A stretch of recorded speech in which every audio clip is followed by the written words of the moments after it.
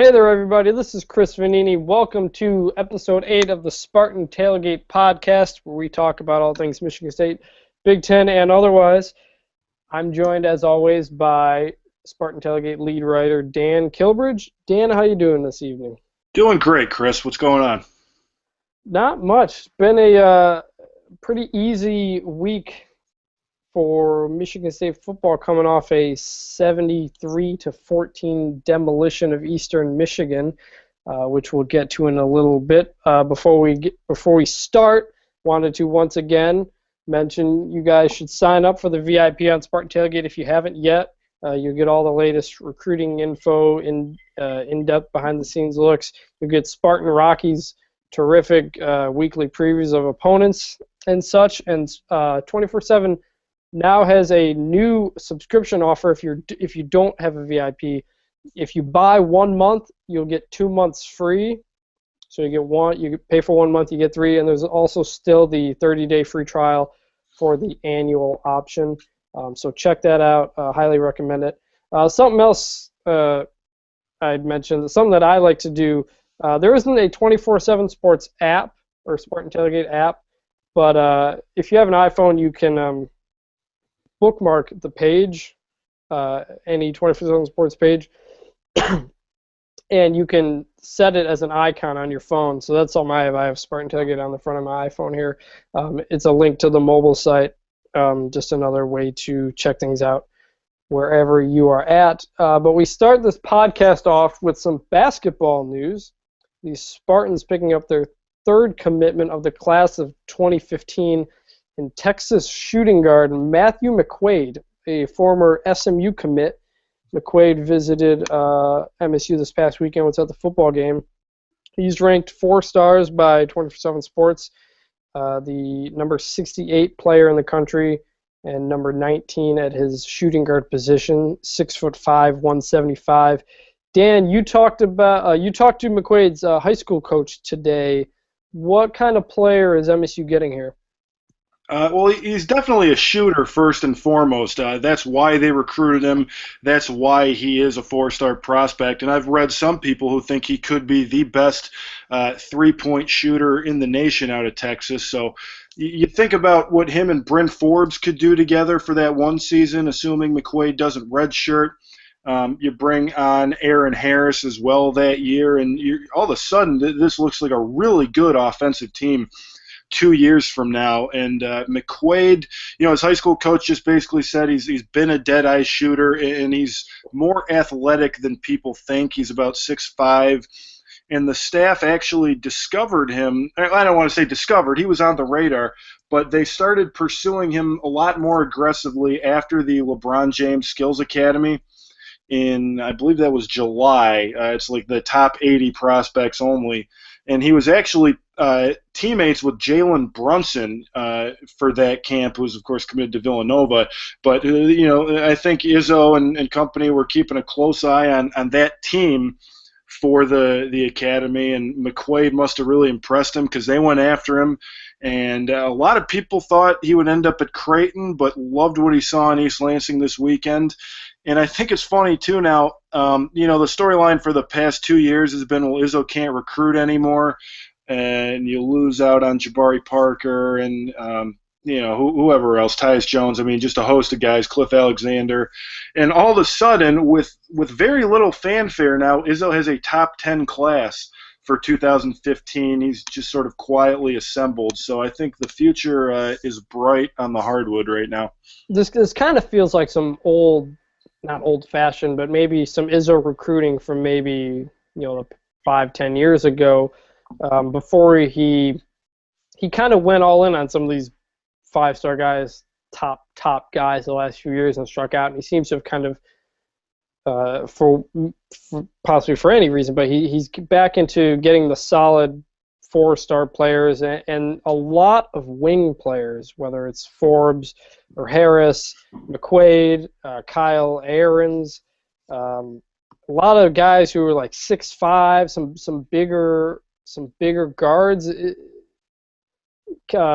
KJ from The Only Colors made the comment, it kind of looks like the 2003 to 2006 MSU teams with all the wing players. You think Izzo loves the flexibility, and do you think this is the kind of recruiting and roster forming that is going to kind of bring that style back?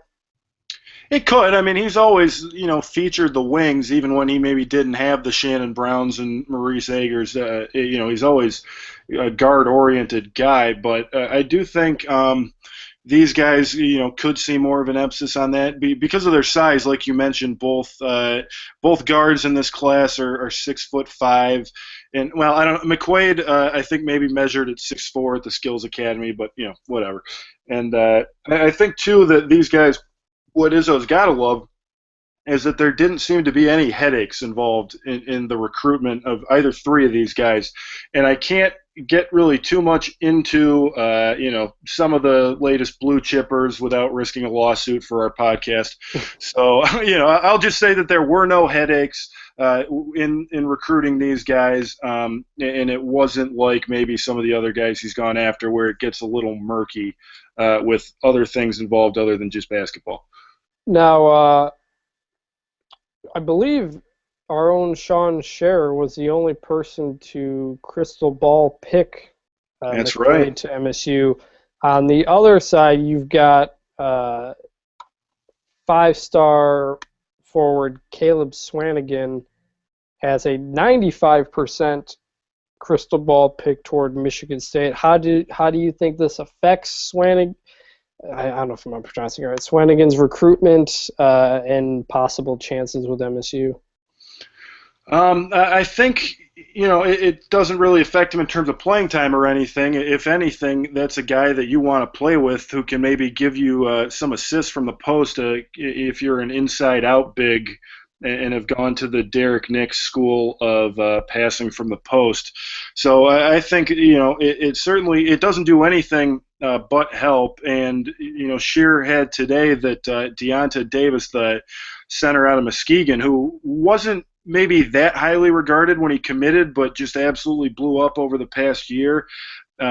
He has really been talking to Swanigan a lot about committing to Michigan State. And if they get him, then this becomes, one of the best classes Izzo's had in recent memory.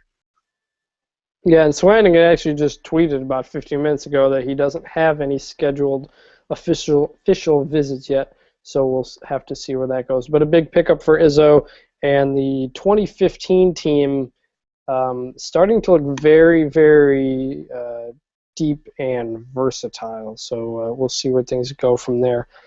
Switching now over to football, the 73-14 win over Eastern Michigan, which was over before it even started. I'd always seen box scores of teams that reached the 70-point plateau. Normally these games get into the 40s and 50s, maybe the 60s, but every once in a while there's a game in the 70s. To actually see the game in the 70s and how it transpired, with Eastern muffing punts inside their own 5-yard line and the turnovers, that sort of stuff certainly plays a factor in a final score like that. My 3 takeaways from the game, as much as you can take away from a blowout game like that, which I know is hard. There was a guy in there who really didn't like that you took anything away from that game at all. I mean, it can be a hard thing to judge, which is why I didn't want to, pick out, say this guy's great, this guy sucks, yada yada yada. But my first one was this passing game. Although Cook only threw, I think, 6 passes, completed 5 of them, this may be the deepest passing offense that D'Antonio has had, surpassing the 2011 unit, which had a ton of guys. This receiving core seems to just never end in terms of talent. You got AJ Troop making a great catch for a touchdown in the 3rd or 4th quarter when all the backups are in. Lippett's doing what he does, having great relationship with Cook, reading each other. Things in Cook's playing lights out, looking like a guy who may leave early for the NFL. And I'll get back to Cook in a minute. But my other one was Damian Terry didn't look great in the game, but obviously it's one game, not to take too many things away from.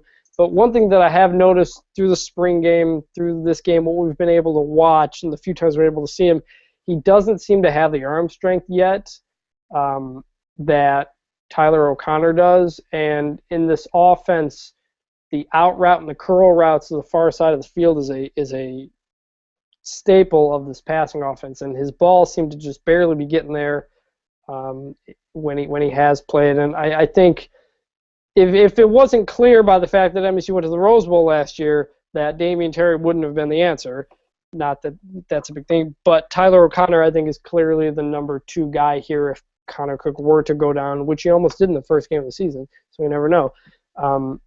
Obviously, Terry brings a running skill that none of the other ones have, and MSU absolutely should and has designed packages for him, and I'm sure we'll use them at certain points in the season. But I think it was good for MSU to get the 3 quarterbacks in the game in the first quarter there to kind of, I know it's Eastern Michigan, but get them some first-team reps against starters of another team. I think was good. Yeah. That's always I think that was the most important thing from that game. Whoever was in that thread where you were talking about the takeaways was just saying, "Oh, this is ridiculous. You can't make a single assumption from an Eastern Michigan game. It's a glorified scrimmage." And it's like, well, they only play 13 of these things, and those were real, live, breathing human beings on the other side of the ball. And first teamers. Yeah, I think we can at least talk. Does he just want us to forget that game ever happened and not even acknowledge its existence? No, I understand, the idea of not taking too much away, but this is something that built up. It's been built up through what we've been able to see of Terry. And Graham Couch wrote a good story on Tyler O'Connor staying as the backup. Now, a year from now, is O'Connor the top guy or the number 2 guy or number 1 if Cook were to leave? I don't know. I think Terry needs to continue to develop the arm strength, and I think he will. He's only a redshirt freshman. He's a young kid, got plenty of time to work that up. Just something to watch if Terry is to play this Saturday if the game gets out of hand or whatever. The zip on his ball doesn't seem to be there yet. Yeah, but I'm curious to see if they use him like they did that in that first quarter with the designed package. That to me was interesting because, hey, it pretty much went down, not to toot our own horn here for the Spartan Tailgate podcast, but pretty much exactly as we expected it would go during fall camp. We said, hey, Tyler O'Connor is the number 2 backup technically, and if Cook goes down, then it's going to be O'Connor's show. But Damian Terry has a different element because of his ability as a runner, so maybe you use him situationally. We didn't know how, and we saw it Saturday. It wasn't anything, groundbreaking, but it was a specific personnel package for Terry only that they wanted to use in that first quarter. They ran a jet sweep out of it, and I think he hit Keith Mumphrey for a short gain on the other thing. But to me, it's smart to do that now, because at the very least you now have Big Ten teams looking at you and saying, okay, well, we do have to prepare for the chance that they bring a mobile quarterback in and do some stuff out of that. And really, that just takes time out of their day. It's valuable practice reps they could be using against MSU's base offense, but now they have to spend a little bit of time saying, hey, guys, if they do this, we got to do this. So at the very least, even if he doesn't make much of an impact this year, there is the threat that they could bring him out. And maybe they do bring him out for a couple series a game down the road and continue to show it. But either way, it's important to get those guys back up reps. And it's something Michigan State hasn't always been able to do, just because a lot of these games have been closer than they should have been the past couple of years, but this one was not closer than it. Well, you could make the argument that this one was closer than it should have been. It might have been 120-0. I thought this was, when it was 14-0, I said I think this is the worst team that's ever played at Spartan Stadium. And a couple of people around me are like, "What? There's a lot of bad teams that have played here." And as the game kind of went on, they're like, maybe they are the worst team. I think it's the worst team, but I also think it's maybe, like I said, one of the best offenses MSU's had too. The 2012, put this MSU team up against the 2012 Eastern team, and I guarantee Eastern ain't leading at halftime. So, no, but they gotta start running the ball in order for them to be. They did Saturday, but they've got to show that they can do it consistently before they're talked about as one of the best D'Antonio offenses. But it's way too early to say that they can't do that. Yeah, and my last takeaway was defensive backs still having some miscommunications. There were a couple of plays in the first half when Rob Bolden went deep and had a guy there and was either unable to make the throw or was hit or whatever. And there were 2 touchdown passes against the first team defense in the second half. One of which, when I went through the tape on this one, and I think it was R.J. Williamson's fault. They motioned the lone receiver on his side of the field across. He moved over slowly. Curtis Drummond came down to guard the running back or receiver who came out of the back end, and I think Williamson was slow getting to his side of the field. The inside receiver just ran a straight vert and beat him on it. And after the touchdown pass, Williamson put his hands up like he didn't know what happened. Maybe there was a miscommunication there. Maybe it's his fault. Maybe it wasn't. But based on what I could tell by what the players were reading, it looked to me like Williamson was slow on the play. But it's real quick, Barnett actually talked about that yesterday, and he said that the defensive backs coach Harlan Barnett said that that was the coach's fault. He just said it's on the coaches. It was a miscommunication or whatever, which to me means that maybe they had put Williamson in a place that where it would have been very tough for him to make that play due to other responsibilities. Now, does say Isaiah Lewis or any number of great safeties they've had over the years make that play? Maybe, but they just said as coaches, okay, maybe we can't do that. But no, I mean your point is well taken, and I think that that is the most concerning thing on this team right now is the way they've allowed some guys to run free in the secondary, where if anyone not named Rob Bolden is at quarterback, they probably connect on a couple deep passes and maybe even a couple of scores in that first half. Yeah, I mean, something we talked about after the Oregon game. They had shut it down for a while, but as soon as they made some of those mistakes, they were there. Now, the rest of the Big Ten is not going to be as good as Oregon, and it's not going to be as bad as Eastern Michigan. So we'll see, depending on Northwestern is close, I think. Hey, they got their first win, though. Yeah, good for them. But MSU opens up against Nebraska, a team that, through running the ball, has gashed this defense pretty well 2 years in a row. And Tommy Armstrong isn't the best passer, but he's probably better than Rob Bolden. And if MSU is specifically guarding the run against Nebraska, it's going to leave some things open over the top, and that communication is going to be key, and it's still been here and there. Although I read, it looked like Narduzzi said that he wasn't too concerned. Is that what he said at practice today? Well, it was no. I asked him about it. It was right after the Eastern game. Okay. And, I hated to be the Debbie Downer because everyone's talking about how great Michigan State is and how, this third stringer is going to be an All-American and yada, yada, yada. And I just, I asked Narduzzi, I said, are you concerned at all about some guys getting loose in the secondary in the first half where, a good offense turns that into points? And he sort of gave a long roundabout answer that he wasn't concerned, and they're an aggressive defense, and sometimes when you're aggressive you leave some things open, and maybe guys are look more open than they really are. But to me it's definitely something that they need to address going into the first game of Big Ten play, which is arguably the toughest game left on their schedule, right? Yeah, probably.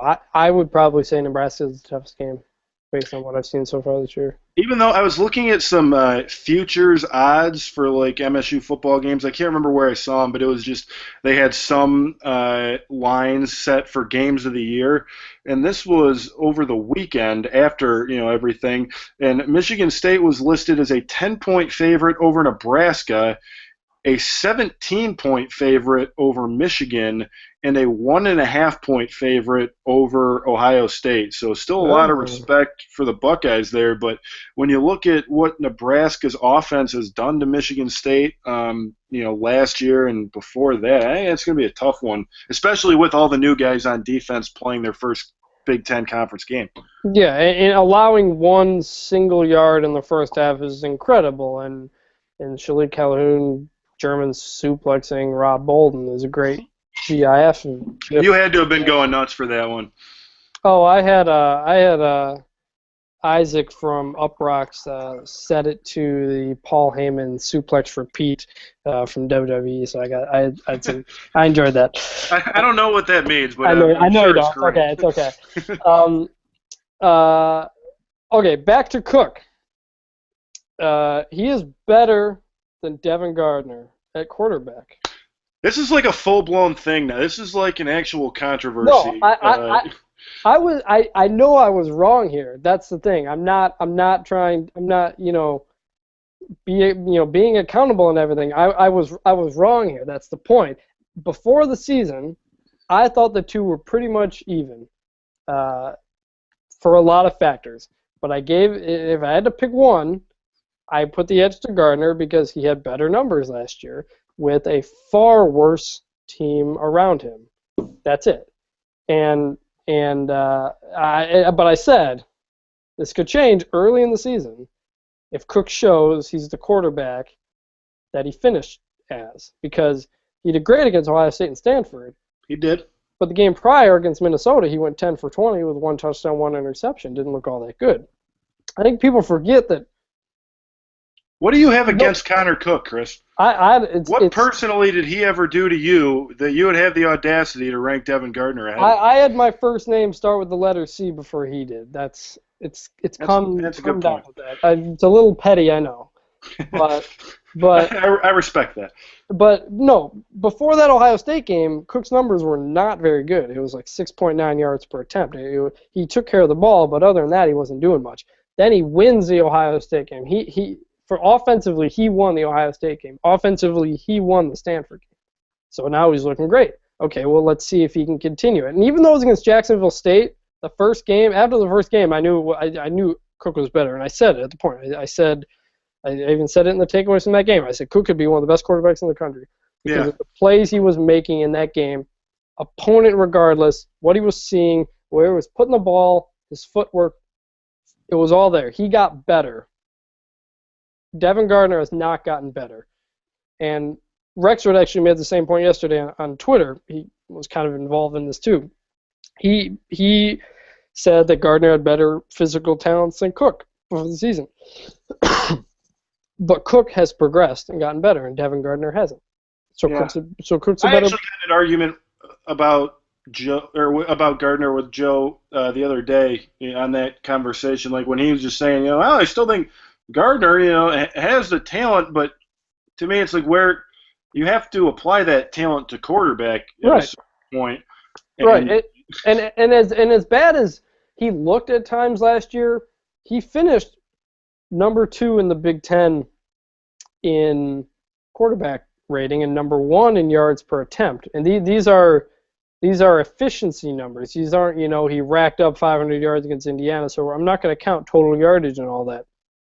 And he wasn't as bad as his number. He wasn't as bad as he looked sometimes. Part of that because he was always hurt. He didn't have any offensive line to block for him. Got the crap kicked out of him.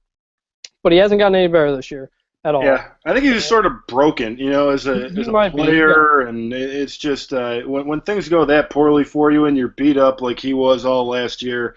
I don't know, and now you've lost your coach's confidence. And now Michigan's a mess. If I were them, I'd probably start Shane Morris at this point. I don't know. Well, I take that back. I would start Gardner against Minnesota because last year they steamrolled Minnesota, and Gardner was a big reason for that. So you hope they can recapture that magic, I guess. I think Gardner's really your only hope right now. Like you to me, if I'm that's Brady true. Hoke, if you're a coach who may not be around for the next year, I would actually go with the senior. So you're not building, and I think to me, maybe the thing that can really turn it around is Devin Funchess. I think a healthy Devin Funchess could help Devin Gardner tremendously and maybe start scoring some points there. And the thing with Shane Morris is he's got a huge arm. There's no doubt about it. I don't think he has much else to offer as a college quarterback right now. No, he doesn't. At this point in his career. And then you risk, remember that year when the Texans started David Carr as a rookie? and he got sacked more times Yeah. than any quarterback in NFL history. And how's David Carr doing right now? Yeah. Not, Yeah. not well. We're kind of getting off topic here. Yeah, a little bit. At the beginning of the season, I thought they were even. I gave a slight edge to Gardner. I said it could change. I wasn't the only person who said that. It changed. Cook looked really good. Gardner doesn't look really good. And I was wrong on that, and that's my whole point. So, yeah, Cook's looking really good, and he's looking like a guy who may not even be back for a senior season next year, based on how he's playing. And how about this? In the same vein of comparisons, I would take Tony Lippett over Devin Funchess, a healthy Devin Funchess. Ooh. So, because Funchess has better physical abilities, but he has not put it together. He's far too inconsistent for the talents that he has. Chris, you've just closed one can of worms, and all this you're just going right for the next one and trying to. It's a combination of that and also how good Tony Lippett has really played this year. And you wrote about Lippett this week. Terrence Samuel talked about Tony Lippett this week. Yeah, and I don't think there's any question that he has been the most improved player over the past 2 years in East Lansing. When you think about where he was, like when he came in, pretty much a lot of people thought that D'Antonio had found his next Chris Gamble. This guy can play receiver, he can play cornerback, he can play quarterback because he was a quarterback in high school. He did. They put him in a quarterback in that play against, not at quarterback, but he was set to pass the ball in the 2012 game at Michigan on that reverse. Yep. And he also did a great job simulating Denard Robinson on scout team for the 2000, let's see, that would have been 2010 and 11 Michigan games maybe. Yeah. Anyway, so yeah, he's been a guy who's really stayed the course, and he was sort of just another face in the crowd at the beginning of last season. He was one of all these guys who everyone said stunk and they needed to be benched. And there are a lot of people who said Tony Lippett should never see the field again. He lost his starting spot earlier in the year, I believe. Yeah. Yep. And then so Terrence Samuel basically said that he saw something burning in Lippett during the Youngstown State game when he was yelling and screaming at him that he wanted to play. And that to me says you don't necessarily want guys, all 12 guys, yelling at you the whole game because then it's kind of hard to coach. But that tells me that he was waiting to see that passion and that desire from Lippett, and he finally saw it. And we've talked about this too, but D'Antonio sits him down last year and has a talk with him and says, hey, you need to play bigger. You are a 6'4" receiver who has more range than pretty much any defensive back you're going to go against. You need to play as big as you are. And he's done that, and it's been kind of interesting to watch him evolve. He's had so many different roles on this team. I don't think I ever would have imagined 2 years ago that he would ever step into the role of, just dominant number one go-to guy. And he's done that, you could argue, as well as Benny Fowler through 3 games this year, if not better. Yeah, and not only on the field, but the leadership. You hear a lot of good things about him talking with the young receivers and everything, and that's good. So, yeah, Cook, better than Gardner. If you want to talk about that in the thread of every story I write, that's fine. You're not going to address it anymore. You've made your statement. Whether I live it down or not, that's fine. I got it wrong. I know. I would love to talk about other things that go on, and I'm sure a lot of you would too. If you want to throw it in the comments for all of my stories, that's fine. You can do whatever you want. I would just love to talk about other stuff too, such as Dan's Montae Nicholson story, which I did comment on. What do they have to say about him? He's a guy he's a true freshman who has looked very impressive through 3 games this season. Yeah, they like him a lot. And he was, one of those guys who we talk about the staff developing all these 2- and 3-star guys, sort of anonymous players. But Nicholson was a guy who surprised a lot of people when he picked Michigan State. And there weren't a lot of people who expected him to go to East Lansing because, he's number one, he's a Pennsylvania kid and has a Penn State offer. He's got Ohio State, Oregon, Florida State, and he picks Michigan State. And I think I'm pretty sure about this. He had the first tackle of the season, right, on Yep. kickoff against Jacksonville State. He might have been given half of it. I know he hit the guy pretty hard, Yeah, but pretty much, yeah. Yeah, he hit the shit. He maybe had the first contact of the season. Yeah, he laid some dude out on the first play from kickoff. Pat Narduzzi called it too after that Jacksonville State game. He said when he was seeing how hyped the guys were, he noticed that Nicholson was extremely hyped up, and he said when he was up in the box, he said to one of the coaches with him that he said, "Watch Nicholson on this kickoff," and that's what he did. That's awesome. But yeah, I mean, he's been really good. I don't think he competes for a starting job this year, although, we kind of talked about the safety spot with Barnett the other day because I know, like you mentioned, Williamson has missed some plays at strong safety, and, that's where Nicholson plays. So he's, saying, yeah, we're going to give him a look in practice, and they're going to rep them both. I wouldn't consider it like a position battle right now, but Yeah. I think Williamson knows that, hey, there are guys that, are itching to get on the field, and you better make the most of this, which I hope R.J. Williamson stays in that starting lineup because he is a great quote. He's turned into one of the best interviews on the team. He's the one who gave you the cool runnings quote last week, right? Yes, yeah, he was the one who talked to me about cool runnings, and he's been very good this year. And it's R.J. without periods, right? Yeah, everyone handles it differently on this team. Like AJ Troop is an AJ with no periods. But on the MSU bio page, it does not have the periods for RJ, but I believe it does for Troop. Is that right? Well, it doesn't. No, it does not have him for Troop. I think the only guy is RJ Shelton. He would be the RJ with and this is the nerdiest conversation we've ever had, and I'm done with it. But styles important. Yeah, but anyways, yeah. So Nicholson could be a really good player in the future, and I think he's really going to push Demetrius Cox and Jalen Powell for a starting job next season when Drummond leaves. I think that's going to be one of the most fun competitions to watch because Cox, there have been talented players ahead of him, but you look at what R.J. Williamson has done, and he's been okay, but not great. And so you think, well, if Cox can't beat him out, then when is he going to be ready to step in? And I don't know that he's has it all together.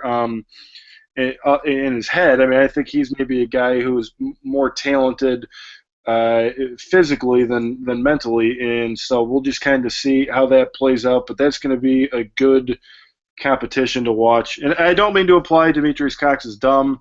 No. You mean in terms of the scheme and reading the offenses. Yeah, that was after I called Connor Cook dumb last week, so I might as well do it. I'll just call a different guy dumb each week and not really mean it, but. Yeah, that's Montae. Yeah, Nicholson, he's number 2 in the depth chart, isn't he? He is. I think he moved up after the first game. Yeah, he's ahead of Jalen Powell right now, the spring All-Star, so I don't know what's going on there. Yeah.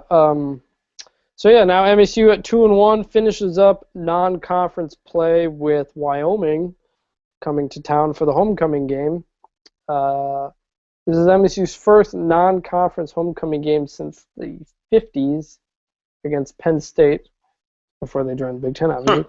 And Drew Stanton will be the honorary game day captain. The Arizona Cardinals are off this week. Stanton is 2-0 this year as a starter, taking over for Carson Palmer, including beating the 49ers last week, and drew a lot of praise for how he's playing. The first game he won against the Giants, his numbers were kind of average, and they had a punt return touchdown, and the Giants are really, really terrible. But to beat the 49ers and put up pretty good numbers was very impressive. And after that game, I looked it up, and I was very surprised to see this. Although Stanton has only started 6 games in his career, he has outlasted every other quarterback in the 2007 draft. That was a great stat that you found there. Which included Jamarcus Russell and Brady Quinn and names like that. Troy Smith was in there too.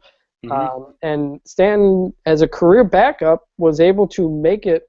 I think this is 8 years in the NFL, 7 or 8 years, which is impressive for any quarterback, and it's especially impressive for a backup because backups are the ones more likely to get replaced than by a young guy. And it's kind of like, you know how like on some reality TV shows it's like it's better to just sort of hang back from the pack yeah, and kind of stay anonymous and let people kind of pick each other off one by one, and then you're the last guy standing. I mean, that's essentially what Drew Stanton did. He made a heck of a career for himself. He's been paid adequately, and now, you know, he's replacing a guy who I think Carson Palmer's just taken too many hits at this point in his career. He was a great quarterback for a while, but now I think you go with Drew the rest of the season. I mean, it seems like he's got a great defense behind him, one of the top three, maybe, you know, one of the best defense period in the NFL,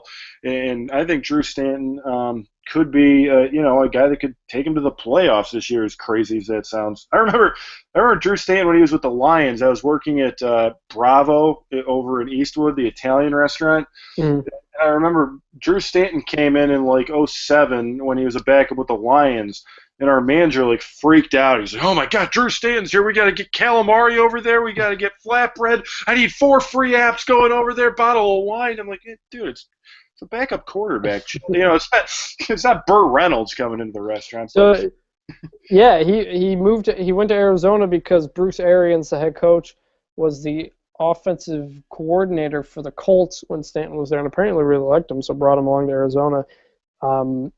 And so you have to say Drew Stanton was a good pick for Matt Millen. Do you have to say that? He picked the top quarterback in the 2007 draft. So there you go. So do we give John? That's like giving John L. Smith credit for Devin Thomas's success. Now, when in actuality, he had Devin Thomas on the bench, and I don't know how he thought that he couldn't play. Yeah, you still see a lot of Stanton Lions jerseys around, even here in Detroit. They were a very good seller for a backup. And he did pretty well as a backup when he came in. When he played, he won, I think, 2 or 3 games that one year. But do you think how he's played and lasted in the NFL kind of changes at all how he was viewed at MSU? I mean, he was obviously loved for his heart and his love of MSU, but you know, sometimes he didn't have the best games. The team was absolutely terrible around him. He never went to a bowl. He never beat Michigan, and that always kind of weighed down his reputation. But do you think the fact, because a lot of times you look at a guy like Tom Brady, all of a sudden he's looked at terrifically in the eyes of Michigan football because of what he's done in the NFL, when in reality they didn't even like him when he was there at Michigan.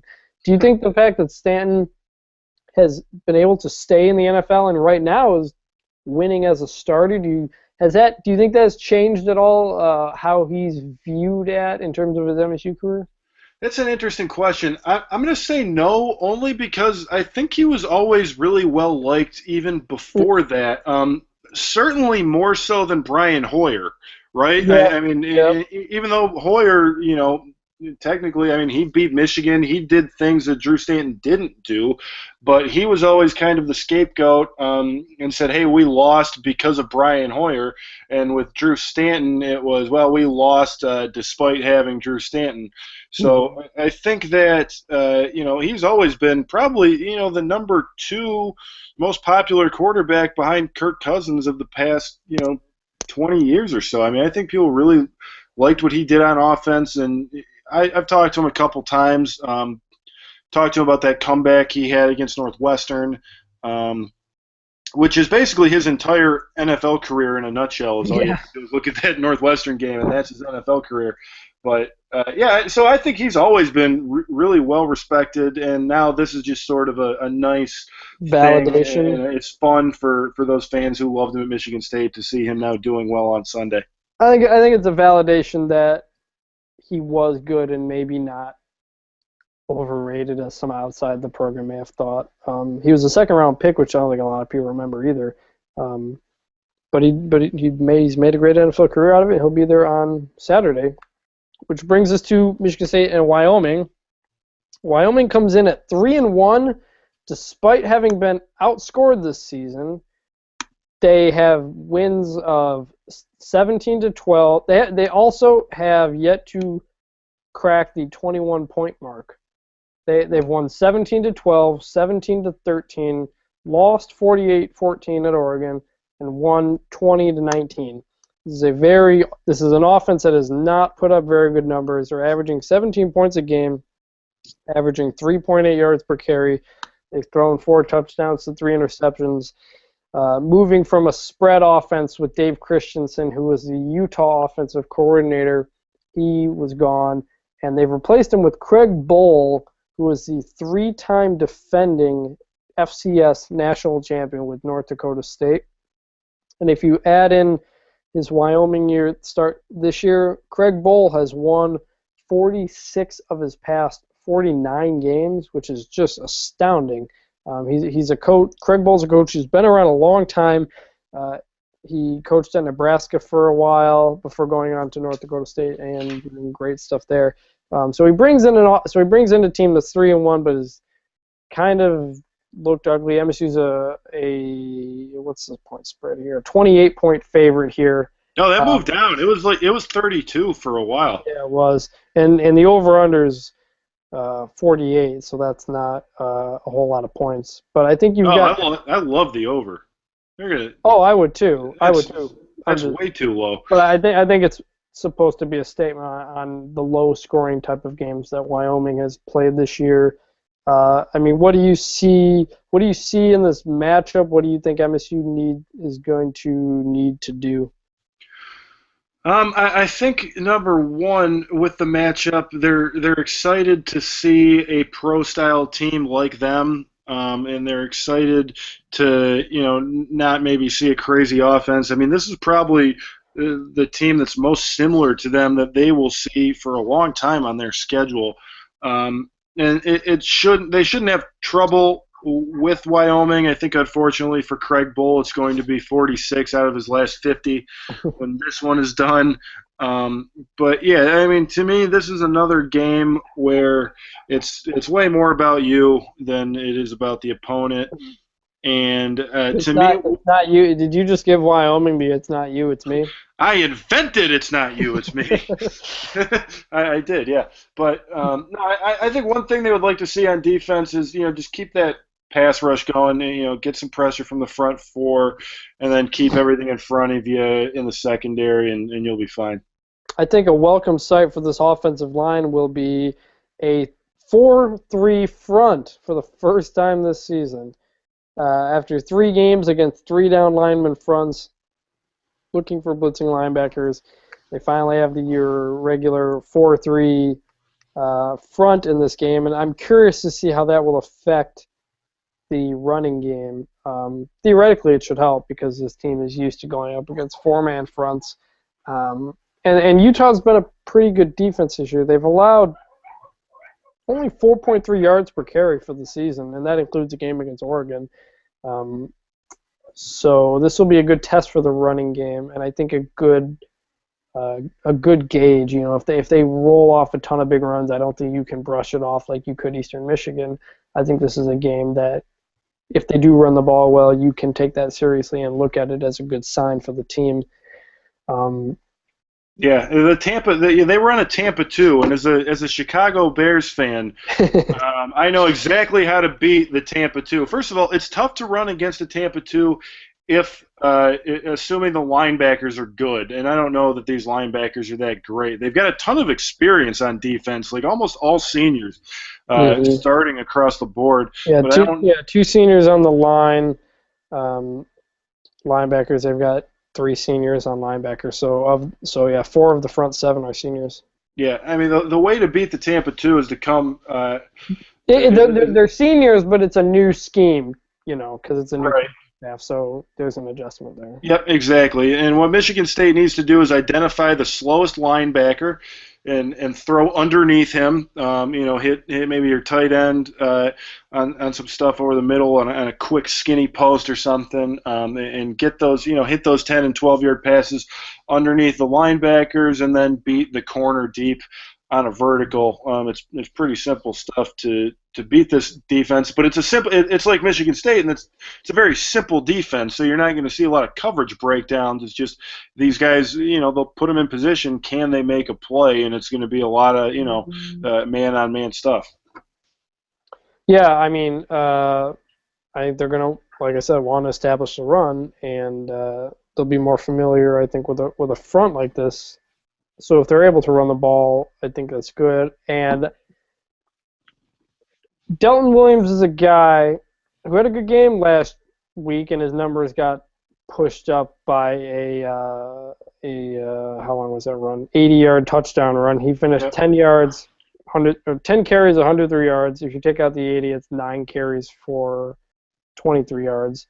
But he's a guy we've brought up before as a change of pace. Nick Hill had 14 carries, 58 yards against Eastern, 4.1 per carry. Not that great. I know D'Antonio's talked about him and the fact that he graduated and he could have left, but he chose to stay. But I think as we get into better defenses, better opponents, they're going to want to have that power back that Delton Williams has. They used him at the goal line a few times last week. Delton Williams finished with three touchdowns. Do you think he has already or will take over that number 2 running back spot? Yeah, I think he has to, and here's why. Nick Hill he's got talent, and he potentially gives them something as a backup. It could break a couple, but he doesn't give them anything that Jeremy Langford doesn't. I mean, he's basically the same running back as Jeremy Langford, just not quite as good. And I thought the same thing. A lot of people wondered why Larry Caper wasn't playing his senior year behind Le'Veon Bell, and it was because he basically had the exact same skill set as Le'Veon Bell. It just wasn't as good.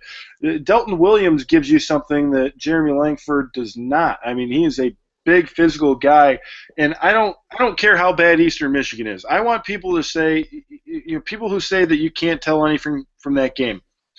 You were very upset about that comment, weren't you? Well, it's just stupid. It doesn't make you. It's just like these guys that come out on the attack, like, "Oh, Vadini, you suck because you had the audacity to write something about that game." I want him to look at. Okay, Delton Williams has the goal line run where he is tackled. He should, for all intents and purposes, be brought down behind the line of scrimmage. He's got 3 guys on him, and he fights through those tackles to get to the end zone. I want those people to watch those linebackers that were trying to tackle him in the weight room. And I get that they have an Eastern Michigan helmet on, but those are big, strong football players, and Delton Williams was just bigger and stronger and got through to the goal line. So to me, he's a great short yardage option at this point, and I think eventually, he surpasses Nick Hill on the depth chart. I think it's only a matter of time right now. I agree too. I don't think Nick Hill. Nick Hill he's shown a good ability to read his blocks and make some good cuts on his touchdowns this year. And I do think there can be a place for him at times. But I do too. I really like him. I think he's a great guy. He's engaging. And a great tattoo. He's got very well done. I think he'll make a big impact in a game this season before his career's over, no doubt. But I'm with you. You need that change of pace, power guy, so Jeremy Langford isn't always just ramming into a wall and having to break through. Especially a guy who's been a little nagging with injuries. Give me, since it's another game that supposedly should be a blowout, give me 3 things that you will be watching for. 3 things that you think MSU needs to do well to either win this game or to show what they have. Yeah, I'm going to be watching Jeremy Langford pretty closely because I still didn't think he looked quite 100%, other than that touchdown run he had, very nice touchdown run, where he just juked that guy out of his shoes. But I still think maybe that he's just sort of getting comfortable with that ankle, so they really need him at full strength come Nebraska, so I'm going to be keeping an eye on him. I'm going to be watching, like we said, the secondary, if they can keep guys in front of them, how they respond to, a couple of miscommunications and things like that they've had. And lastly, I guess it would be the offensive line, going back to the run game a little bit, because I think the receivers are established. Although I would like to see Jamal Lyles maybe just see what he's capable of, because we heard so much about him, and he hasn't been necessarily a game changer. But the offensive line, I want to see how some of those guys perform. If Cruz is back or if he's not, because I think Benny McGowan still has a lot to prove. Dennis Finley still has a lot to prove. I mean, there's a lot of backup offensive linemen that haven't exactly made a great case for themselves for playing time. Yeah, my first is sort of along those lines. The fact that they're going up against a 4-3 this time around, are they able to make the holes? Are they able to get to the second level and to spring a guy? Because this is what they're supposed to be good against, the 4-3. So that's one of mine. Another one of mine will be interceptions rather than just turnovers. They had 3 against Jacksonville State, but they only had 1 against Eastern. And it was a good play by R.J. Williamson, because they had been going at him on the out route time and time again in that game. And he started to pick up on it and got an interception out of one of those. But they only have 1 interception for the last 2 games, I believe. And this is a team that has a pro-style offense. It's not a running type that Jacksonville State did. They were a little uncomfortable, I think, being down so much, having to play how they did. Yeah. Curious to see if this defensive backfield, along with obviously not having breakdowns, but if they're able to take balls away and kind of change games, change field position like they did, like they didn't really do in 2012, but like they did do in 2013. And a third one would be again with the punt returns. Actually, I didn't see how many. Again with the punt returns. Yeah, actually, because I noticed they had some early against Eastern. They got a lot of work at punt return. They only had 2 punt returns. They only were able to. Although part of those were. Oh, you mean okay? I see what you're saying. Eastern was only not really punting returnable kicks. A lot of them were going out of bounds, so I will say that. But McGarrett Kings did have a 43-yard return last week. That should have been a touchdown if he knew how to follow his blocks. I don't know how he didn't score on that play. He had like a amazing. 4-on-1 convoy, and he gets tackled by the one guy. Yeah, that was crazy. But it was still a good play by him. I'll go with punt returns again as my third. So MSU's favored by 28. You can give me a score if you want. Do you think they cover? Yeah, I think they cover because Wyoming, a pro-style offense is not the way to beat Michigan State unless it's a really good one. No. I think that's, Indiana presents a problem. Wyoming does not. I think this is going to be, in the 49 to 10 range. I mean, maybe Wyoming gets one in the second half, but I would say like 49 to 10. Yeah, I think they cover too. I'll go with something like 38-3. Okay. I think the defense will be ready. Although, like I said, 1 breakdown results in a touchdown, so you never know. So we both pick MSU to cover. You have them going over the over-under. I actually don't. Really? I think, with your score, I guess you didn't, yeah. Yeah, though I think that will be pretty much predicated on what MSU does when they put in the backups and how things are. I don't think Wyoming's going to score much of anything, right. So it's kind of up to MSU on that.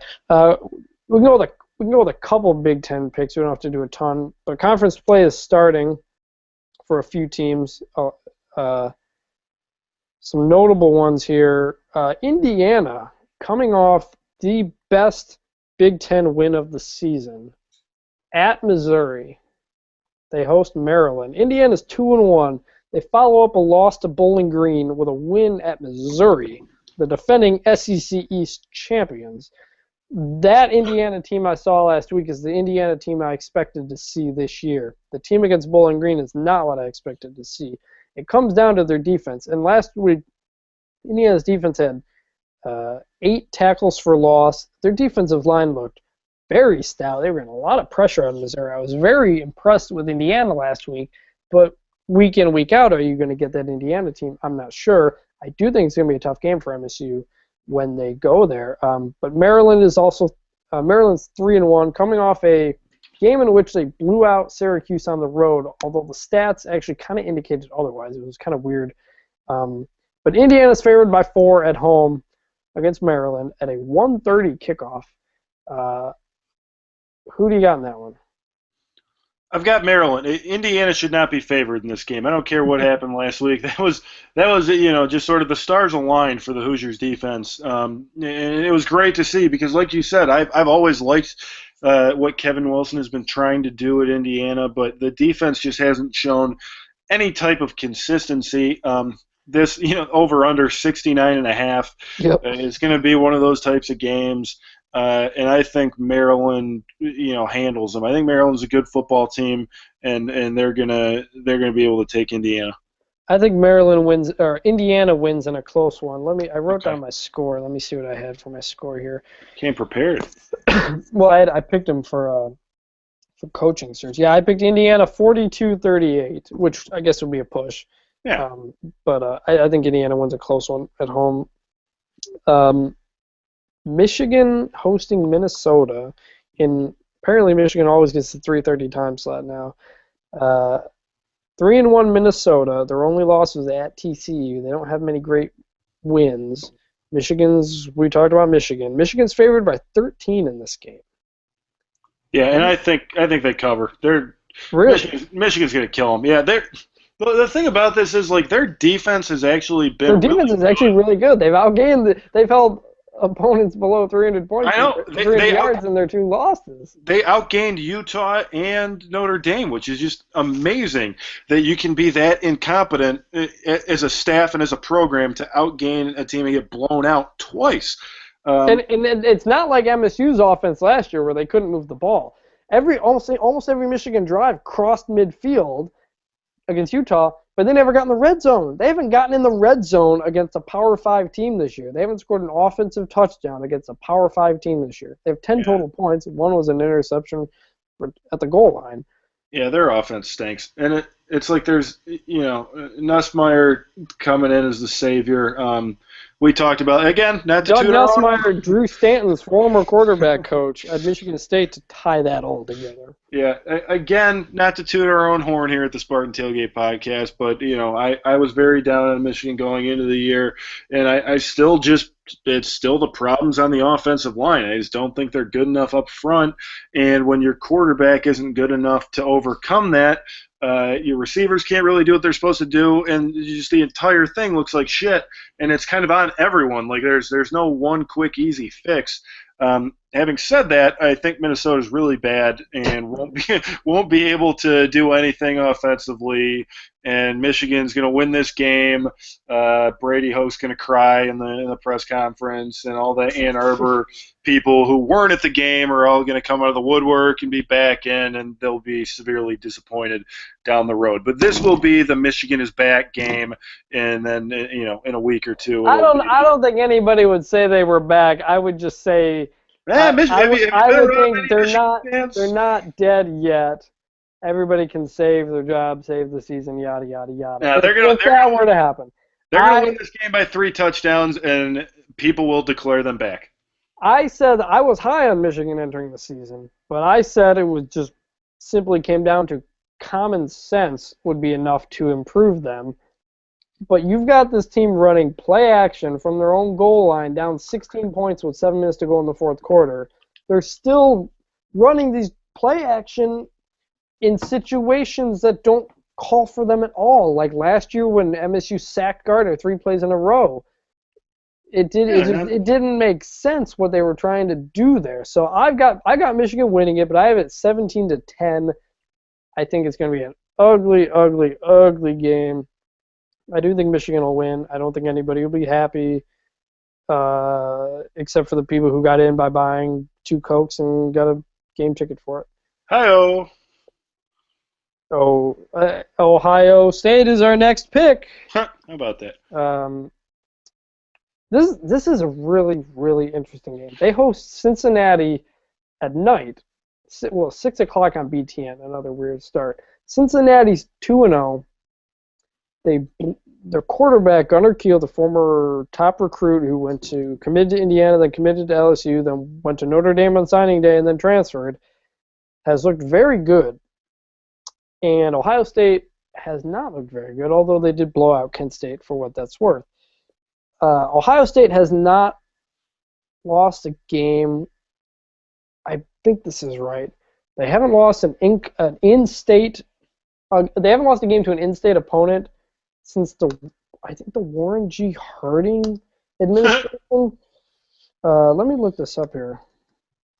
But Cincinnati's got a pretty high-powered offense. They do. Ohio State has now lost in 44 consecutive home games versus in-state opponents. Well, they're probably scared to play the Bobcats, right? Including 39 straight wins. Where does it? Oh yeah, it goes back to a 7-6 loss to Oberlin in 1921. They were tough that year. That was a good Oberlin team. One of the best Oberlin teams I've seen. And they also tied Worcester in 1924. So yeah, 1921. Was that Warren G. Harding? Let me look that up. When was he president? You're getting a little history lesson here. Yeah. Yep, he was president in 1921. So there you go. I was right. Ohio State Cincinnati. I think this could be a very high-scoring game. I think it's going to be a very exciting game, and I really think Ohio State's favored by 17, which really seems like a lot to me. I picked Cincinnati. Where did I put this? I picked Ohio State 38-31, which wouldn't be covering. But I wouldn't be surprised if Ohio State loses this game. I think Cincinnati's pretty good and Tommy Tuberville's 2-0 against Urban Meyer in his career for what that's worth. Not that they were this team, but the over-under 62. Ohio State by 17. What do you think? I still think I'm with you that it's too many points because I don't think Ohio State really has an identity yet. But the bye week I think probably inflates that line a little more. Yeah. And all that, but I think Ohio State they win, but I'm with you that they don't cover, and I still think they're overvalued, and I still see some most people that do the Big Ten power rankings for whatever various outlets. I mean, most of them still list Ohio State over Wisconsin, and I don't think that's accurate. I think Wisconsin right now is a much stronger team than Ohio State, and I think Ohio State's going to escape with this one. I don't know about escape. I mean, I think they win, comfortably by 7 or 10, but I do think that Ohio State is, not yet proven itself that it's ready to compete for a championship. Yeah, same with me. I'm with you on that. An interesting line, we don't have to pick it, but Penn State's only favored by 10 points at home against Northwestern. Yeah, I don't get that. Northwestern's Big Ten opener. I'm not quite sure about that. Anytime you don't understand a line, that means don't gamble on that game. Oh, yeah. Yeah, because, that's how that goes. We'll wrap things up here with some reader questions. Got a couple, not a ton this week. Why is everyone calling him Kirk Cousins? Come on now. That's from Matt Heyo Diablo. I don't know. It would even be fine if people called him Kerr because his last name starts with a K, so it just turns into Kirk Cousins. It's kind of a K sound phonetically. I don't know whether, but he sort of looks like a Kurt. I mean, in their defense. I mean, Kirk's not a popular name unless you look at Captain Kirk. And the Redskins are hosting tonight on Thursday Night Football. We're recording this Thursday night, so. However Cousins plays, we do not know yet. They should kill the Giants because the Giants have a bad offense. Drew Stanton beat the Giants. If there's anything I learned from watching Lovie Smith with the Bears, it's that bad offenses look 10 times worse on Thursday night with short prep. So I think Kirk and the Redskins are going to absolutely destroy the Giants. No, I think the last time an MSU quarterback was on Thursday Night Football was when Brian Hoyer, when he got hurt. Or his ACL against the Bills. So wearing the all with the brown pants. I liked that look. I liked it. It was different. I liked it. Speaking of Cousins, bring me my brown pants. Did you notice that Cousins was on South Park?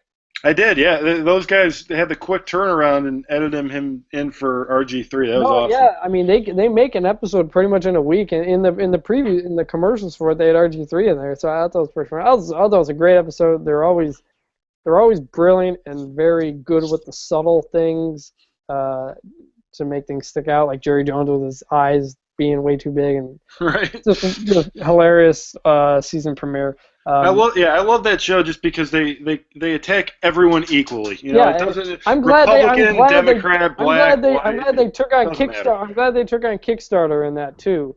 Yes. When there was that string of worthless Kickstarter accounts that people were donating to. Right. Speaking of quarterbacks, question from Jeremy Dewar. Really early, but feelings on if Cook stays for next season or leaves for the NFL. Right now, if it were to happen right now, I think it'd be 50-50. I think a lot depends on how the season goes, but I don't know if he'd be a first-round pick right now because this is the point in the year where everybody says everybody's first-round pick, and I even said it earlier in the podcast all the time, I know. But I think it's a possibility because people are very high on him right now. Whether or not he works out, I don't know. I think, like with most players, I think he would be best served to come back when it comes to his game. I think working this offseason with George Whitfield was very good. Now, obviously, he can do that in the NFL, but he's really only started about a year's worth of games at this point. Whether or not he would stay, I never blame any player for leaving if there's money there. But right now, I would say it's 50-50. And even D'Antonio has kind of made a couple comments about it on radio interviews that it'd be great to have Cook in 2015. But I'm not totally sure. What do you think?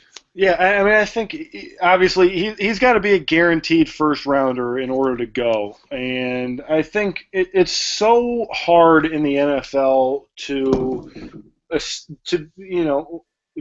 be a starting quarterback. I mean, it's the toughest job in sports. It's kind of like what Izzo said with Payne, in that you can make the league, but can you stay in the league? Yes, and right, and I think he's better suited to come back. Not to mention the fact that I think he really likes college, and he sort of is college. Like if you took that, like the Jim Belushi poster from Animal House, maybe substitute the bottle of Jack Daniels for like a Gatorade or something. But like Connor Cook is college. He's just a college guy, and he loves being there. He is in his element on a college campus in East Lansing, and at this point, I really think he comes back. And when Marcus Smart decided to stay, and then everybody ripped him when everything went on, one of the reasons he cited that no one ever talked about was that he enjoyed college, and that's a perfectly great reason to stay. Aside, he's having a good time with his life, and that's the most important. So if whatever the factors were to be, there's a lot of factors that go into it. But I do think it's a possibility, and that's a credit to MSU. And when you look at 3 MSU starting quarterbacks in the NFL, and they're all doing well, I'm sure that's tempting for Cook, and I'm sure it builds his confidence that he knows what he's being taught is working. Right. It's definitely a relevant question, and if he continues to play this well each week, it becomes more and more relevant. Yeah. Last one. I assume this is kind of a joke, but I figure we might as well finish up with basketball as we started. Is this from Rough End 67? Yes, it is. It's one of my best. Why does every big-time white guy recruit that comes to MSU end up a bust like Isaiah Dolman and Russell Byrd? I would say that's not the case, and you can look at Paul Davis, who I would not consider a bust. He may be a bust in the NBA, but he got picked in the NBA, was a very good player at MSU. And Drew Neitzel, another guy who very much lived up to hype just off the top of my head. Yeah. How dare you, Nolan? They've been very good players, and I'm not even going to entertain that question with a response. Shame on you. All right. I wanted to remind you guys, 24/7 Sports, Spartan Tailgate. You can buy 1 month of VIP access, get 2 months free, or you can get a 30-day free trial for the annual subscription. Highly recommend it. A lot of great stuff out there, especially with recruiting picking up now. If you want to see, who's visiting each weekend, that's where you go. Highly recommend that again. Once again, we are on iTunes, this podcast, so I was finally able to get that done. So you don't need to, it'll automatically update if you sign up through your podcast app. As always, if anybody has any questions, suggestions for this podcast or anything else, let us know. So we'll talk to you next week, getting ready for Big Ten play. MSU-Wyoming at, I don't even look, is it noon? Yeah, noon on ESPN. Yeah. I mean, this is a noon ESPN. Noon ESPN 2 game. So we got a little bit of Millen, I believe Matt Millen doing color commentary. Really? This should be interesting. Curious what we'll have to say about guys' NFL prospects, but he shouldn't be. I mean, that on the air. It's just simply not. He cannot talk about NFL prospects because he's clearly shown that he can't evaluate them. From what I've read from people who know him and have talked to him, he's like a really nice and personable guy, and it kind of explains why he probably wins job interviews and whatnot. But he does the stuff on ESPNU in a panel on College Football Daily that I enjoy, like Mike Bellotti's on there, where he's kind of part of a greater discussion. He is enjoyable to listen. He's not always right, but he's got an outgoing personality that comes across well on television. So that's going to wrap up things here. We will talk to you guys next week, heading into Big Ten play, as I mentioned. So thanks again for listening and sticking through this entire podcast if you have. And for Dan Kilbridge, this is Chris Vanini for the Spartan Tailgate.com podcast, part of the 24/7 Sports Network. And have a good weekend, everybody. See ya.